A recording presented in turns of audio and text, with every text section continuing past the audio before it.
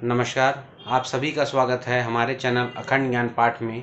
आज इस वीडियो के माध्यम से हम आपके समक्ष एक बहुत ही सुंदर लेख का पठन करेंगे, जिसका शीर्षक है गुरु कृपा सब कुछ है तो पुरुषार्थ क्यों। तो चलिए वीडियो की शुरुआत करते हैं। स्वामी रामकृष्ण परमहंस के प्रमुख शिष्यों में थे स्वामी ब्रह्मानंद और स्वामी सुबोधानंद। आध्यात्मिक अनुभूति की गहराइयों में उतरने की तीव्र आकांक्षा लिए एक बार वे दोनों तीर्थयात्रा पर निकले।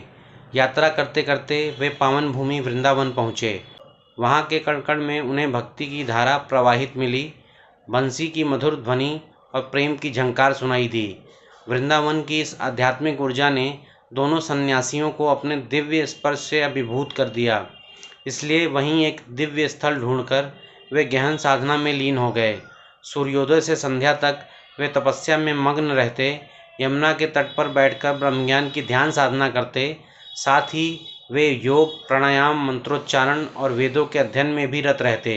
उनकी चेतना भक्ति की तरंगों में विचरण करती, ध्यान की गहराइयों में उतरकर निरंतर दिव्यानुभूति का रसवादन करती। एक दिन वहाँ पहुँचे विजय कृष्ण गोस्वामी जी। गोस्वामी जी ब्रिटिश शासनकाल में भारत के एक प्रख्यात समाज सुधारक एवं आध्यात्मिक मार्गदर्शक थे। लोग उन्हें श्रद्धापूर्वक गोसाई जी के नाम से संबोधित करते थे।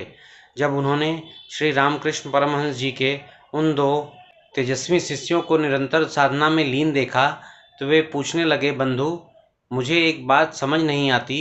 एक और कहा जाता है कि गुरु कृपा से ही साधना मार्ग की शुरुआत होती है।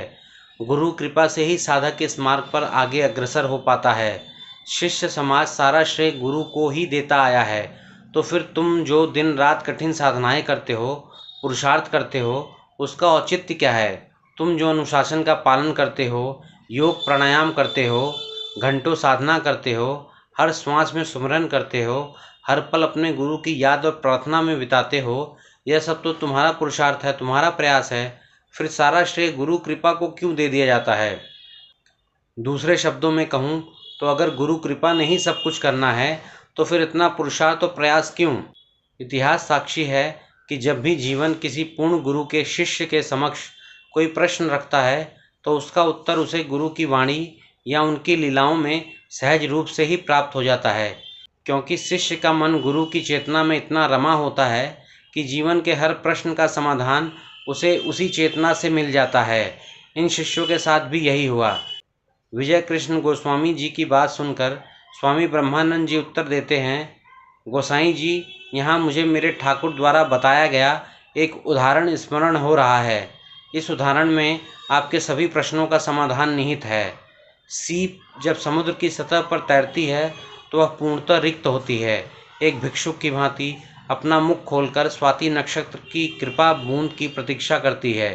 एक दिन स्वाति नक्षत्र की दया दृष्टि उस सीप पर पड़ जाती है और वह अमूल्य बूंद उसके भीतर गिरती है। लेकिन यह प्राकृतिक लीला यहीं समाप्त नहीं होती। उस बूंद को मोती में परिवर्तित करने के लिए सीप को समुद्र की गहराइयों में उतरना पड़ता है। वहाँ वह वर्षों तक जल के दबाव में तप करती है, प्रतीक्षा करती है। तब जाकर स्वाति नक्षत्र की वह कृपा बूंद धीरे धीरे विकसित होकर एक सुंदर, उज्ज्वल, अनमोल मोती का रूप लेती है। ठीक यही प्रक्रिया आध्यात्मिक जीवन में भी घटित होती है। हम शिष्य भी प्रारंभ में उस रिक्त सीप की भांति ही तो थे, आध्यात्मिक रूप से कंगाल। हमारे भीतर कुछ भी नहीं था, न अनुभव, न ज्ञान, न आत्मिक स्थिरता। फिर हमारे जीवन में श्री रामकृष्ण परमहंस जी जैसे पूर्ण गुरु का आगमन हुआ। उनकी कृपा दृष्टि हम पर पड़ी। उन्होंने हमें ब्रह्मज्ञान रूपी अमृत बूंदें प्रदान की, वो दिव्य बूंदें जो चेतना को आलोकित करती हैं। किंतु उस कृपा बूंद को मोती में बदलने के लिए हमें स्वयं साधना की गहराइयों में उतरना होगा।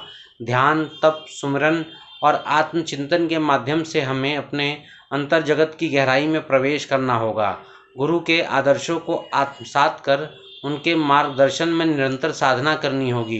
तभी हमारे चरित्र या व्यक्तित्व का निर्माण होगा।